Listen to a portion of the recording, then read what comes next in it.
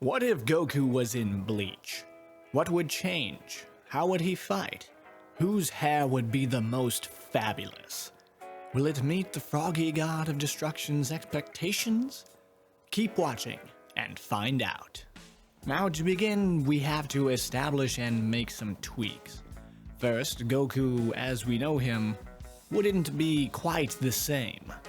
His core personality, sure. But without his old universe, Goku would never have learned the Kamehameha, how to fly, Kaioken, none of that. In the future I can mix the universes, but Froggy's request was one character in one universe. Speaking of said universe, we need to change the whole people not really sensing or fighting spirit beings like Hollows and Soul Reapers thing. Or at least make an exception since he's a Saiyan. Now, while he wouldn't have many of his signature abilities from the series, one thing he would have is his power pole, the staff he got from his adoptive grandfather, and from his time fighting off Hollows in protection of weak spirits, or for the simple fun of it, Goku's proficiency with the weapon would be leagues beyond what he ever achieved in Dragon Ball. Remember, high-level enemies in Bleach use swords and other weapons more than their bare fists, and without special skin like an Arrancar's hero, Goku would quickly be minced meat in his lower power forms if he went up against them with only his bare hands. Since, after all, he doesn't know instant transmission or anything like that. Now, assuming he wound up in Karakura Town, the initial setting of Bleach, and became part of Ichigo's group of friends, he would eventually come to the attention of the Soul Society due to his ability to perceive and interact with spirit beings. But also the fact that people could see him fighting them. Normally, their invisibility allowed Soul Reapers to maintain their anonymity, but if this crazy dude kept fighting invisible monsters in a Japanese city, sooner or later the governments of the world would start snooping and complicate things for the Soul Society. Now, typically they seem to be rather kill-happy, but such as with their experimental bounce. That's not canon. Neither is your face nor your father. But for the sake of the video, we'll assume they would take the diplomatic course and turn Goku into another substitute Soul Reaper. Which wouldn't take much convincing. You must join us! Why's that? You can protect the world around you! You will learn new fighting techniques, battle strong opponents, and anyone who wants to stop you from fighting will mostly be other people you can fight. So once his phytophilia was further enabled, Goku would likely join Ichigo in his infiltration of the Seirete to rescue Rukia Kuchiki. Now, with no non-humans becoming Soul Reapers in Bleach, it would be hard to gauge Goku's abilities because we don't know if he would just look like Goku and have Soul Reaper powers, or if his living body's abilities would transfer over somehow with Goku being both full Saiyan and Soul Reaper, or if his living body's abilities would transfer over somehow. Goku with full Saiyan and Soul Reaper powers would kind of just roll over everything, until Aizen convinced Goku to let him see his sword release so that they could have a better battle, and used his illusions to make Goku beat everyone for him, all according to plan. So jury's out on that one. But let's assume that the Soul Pass he got allowed Goku to simply become a spirit version of himself with Power Pole. And knowing Goku, honestly, he would probably just track down Kenpachi or Komamura and fight until Aizen revealed his traitorous plans. I mean, what better fit Between the two universes, then Goku and Kenpachi, two characters who really just want to fight strong opponents. Once Aizen did make his move, Goku would stop fighting his opponent and go to Sokyoku Hill, and witness Aizen taking Ichigo out. Now, remember, there are no senzu beans in Bleach, so as far as Goku knows, Ichigo's about to die. Which means, you guessed it, at which time Aizen's plot armor Star Trek Beam Me Up Scotty field would whisk him and his conspirators away. After everyone had recovered, Ichigo would make Goku leave before his and Kenpachi's compulsive fighting could level the Serete. Now, once he returned to the world of the living, Goku would undoubtedly want to spar with Ichigo and test their abilities. Bankai against Super Saiyan. How it would go is its own topic, but suffice to say, they would both be more than prepared when the Arrancar showed up. And real quick, if you're liking this narrative, make sure to like it, and if you haven't subscribed already, now is the time. With Goku learning Soul Reaper abilities such as the Flash Step and concentrating his spirit energy beneath his feet to stay in the air, Goku would somewhat reach his DBZ levels, perhaps even learning to fire Ki Blasts after observing and training with other Soul Reapers. With Goku at least as strong as a Super Saiyan as Ichigo with his Bankai, when Grimmjow attacked, they would be much more evenly matched, even to the point where Grimmjow may not have had a preference in terms of his rival. When the time came to rescue Orihime, Goku would be Ichigo's strongest ally.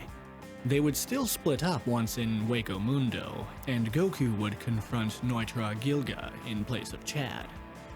He would even do better than Ichigo between not being weakened beforehand and his enhanced Super Saiyan strength and energy blast. However, once Neutra released his Santa Teresa Resurrection, Goku, without all his abilities such as Kamehameha, would be put on the defensive as Neutra finally cleaved the power pole in two.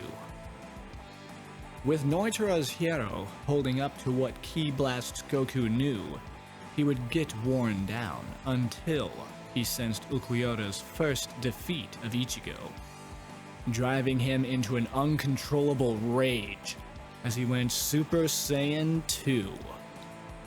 More would change with his transformation than just his power though. The electricity his body would generate in this state would react to incoming blades, and combined with his enhanced reflexes, Goku would be able to dodge blades at the last second and functionally combat armed opponents with his bare hands. He would take Neutra out and hurry to Ichigo's location.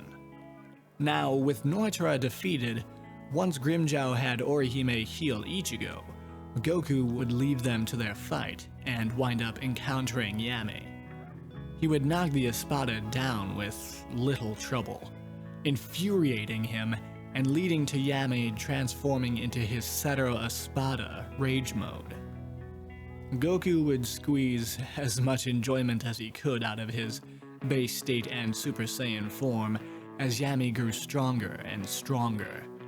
At this time, Aizen would close off the portals the captains used to enter Hueco Mundo, and Ichigo, having never been beaten by Neutra, would get to Ulquiorra that much quicker. Meanwhile, Kenpachi would arrive just as Goku was going to have to go Super Saiyan 2, and the two worked in conjunction to battle the massive foe.